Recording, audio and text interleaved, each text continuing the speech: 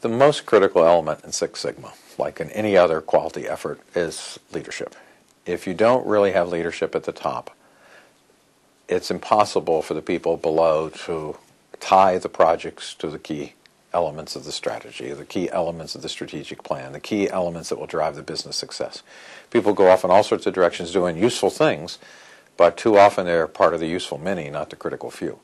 So we've really got to have the top leadership involved for several reasons. One is they need to be involved in picking the projects. They have to be involved in picking things that are really critical to the success of the business.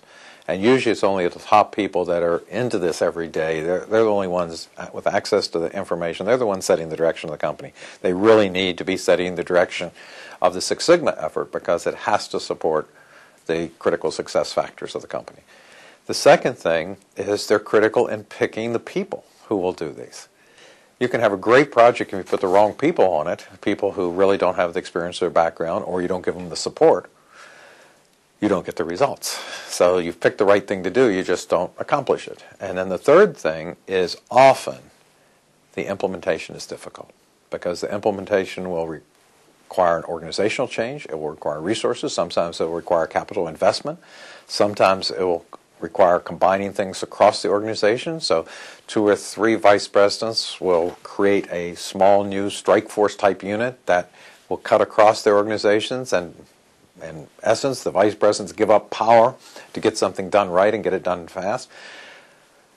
Well, a poor black belt or green belt or whatever we want to call them down in the organization usually cannot make this type of change without really critical support from senior management. They shouldn't have to go in and sell it and convince the senior managers to do this. The senior managers should be way out front. They should be looking with anticipation of how are we going to implement this solution? What are the possible solutions that might come out of this? Which ones would be easy in our company? Which ones would be feasible this year versus next year? Where do we have to put money in the capital budget to do this?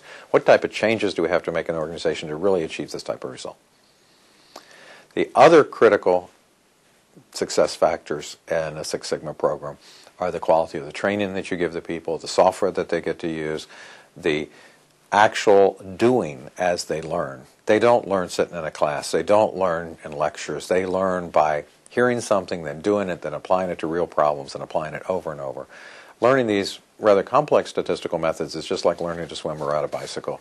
You don't learn by hearing a lecture. You learn by getting in the water or getting on the bicycle. And we just have to keep reminding people that.